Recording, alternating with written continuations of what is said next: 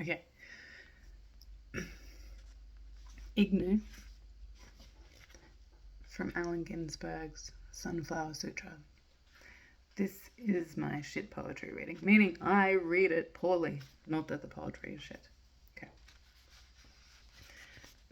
Never read this poem before in my life. Ignu. On top of that, if you know me, I pronounce you an Ignu.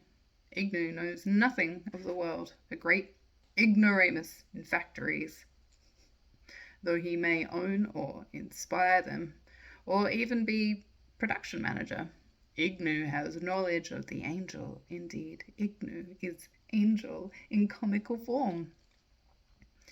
W.C. Fields, Harpo, Max, Ignis, Whitman and Ignu, Rimbaud and natural Ignu in his boy pants. The Ignu may be queer, though like not kind. Ignu blows archangels for the strange thrill. Wait, is that spelled wrong? Agnostic? Agnostic? There's a space in between. You see.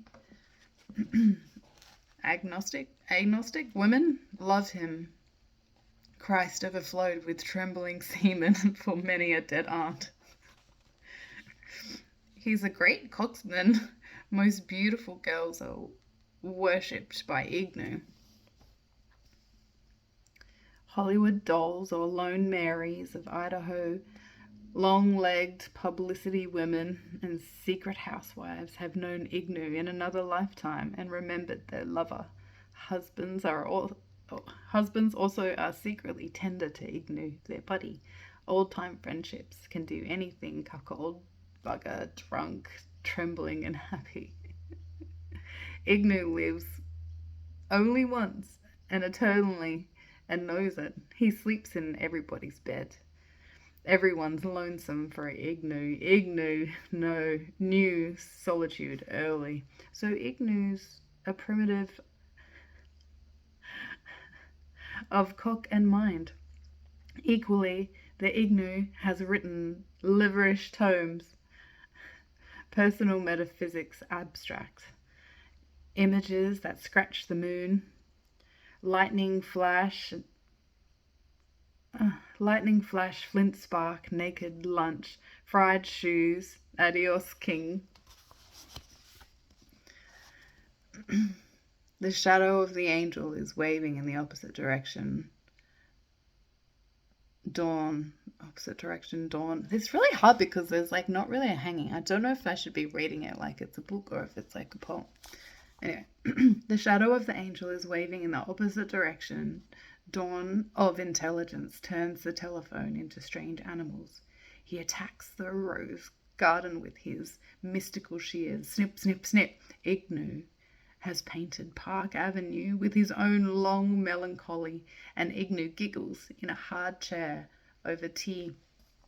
In Paris, bald in his decaying room, a black hotel, Ignu, with his wild mop, walks by a Colosseum weeping. He plucks a clover from Keats' grave and Shelley's A Blade of Grass. New Coleridge. They had slow, hung-up talks at midnight over mahogany tables in London. Side street rooms in wintertime, rain outside, fog. The cabman blows his hand. Charles Dickens is born. Ignu hears the wail of the babe. Ignu goofs nights under bridges and laughs at battleships.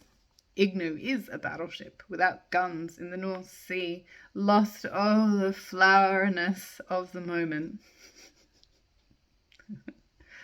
He knows geography. He was there before he'll get out and die already.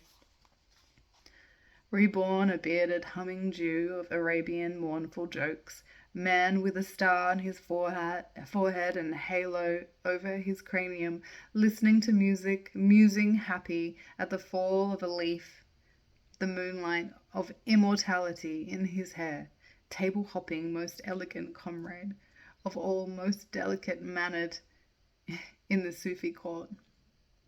He wasn't even there at all, wearing zodiacal blue sleeves and the long peaked cone hat of a magician, hearkening to the silence of a well at midnight under a red star in the lobby of Rockefeller Center, attentive, courteous, bare-eyed, enthusiastic, with or without pants.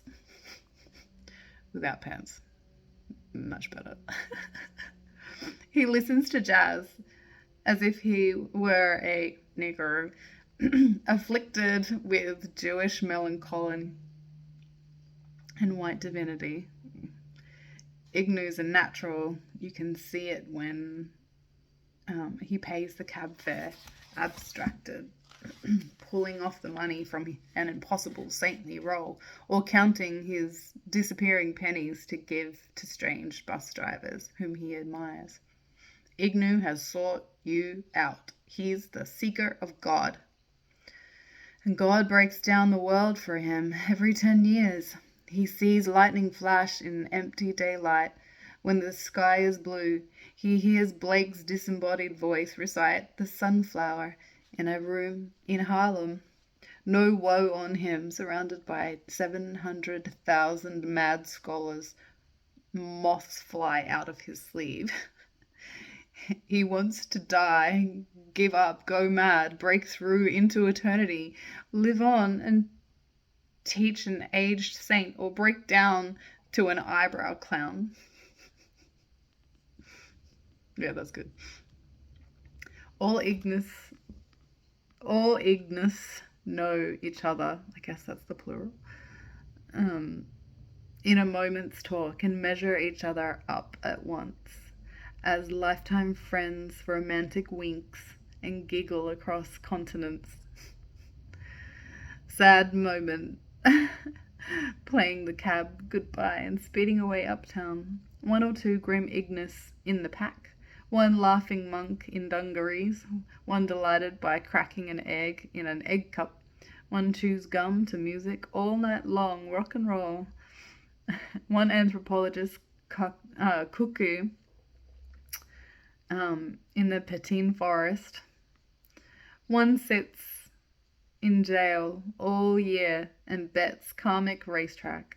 1 chases girls down East Broadway into the horror movie. 1 pulls out withered grapes and rotten onions from his pants. 1 has a nanny goat under his bed to amuse visitors. Plasters the wall with his crap.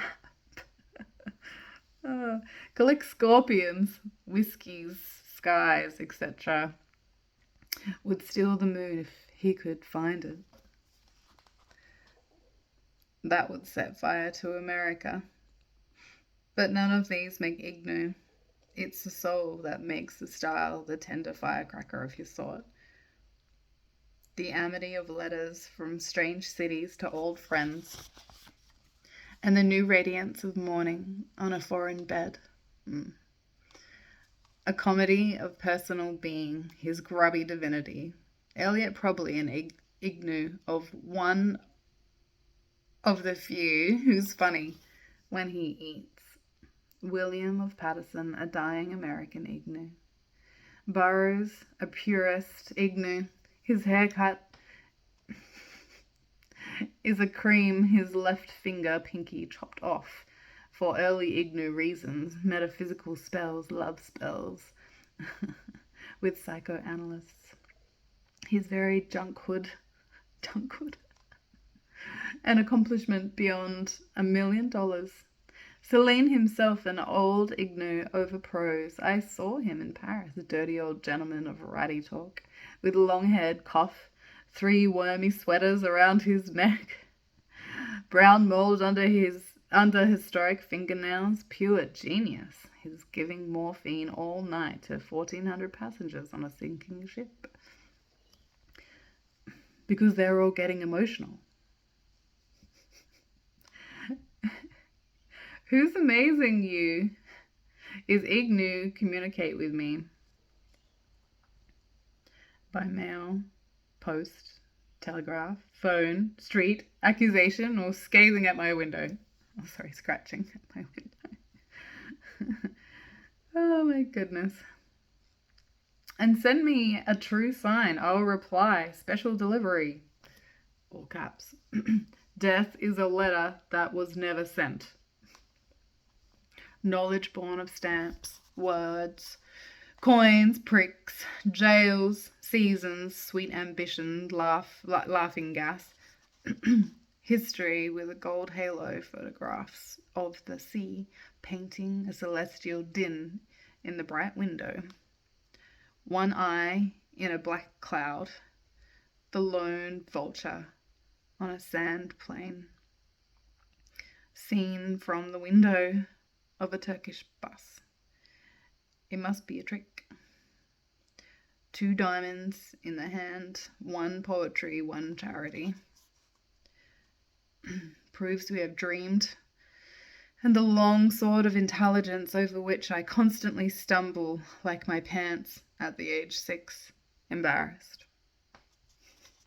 New York, November 1958.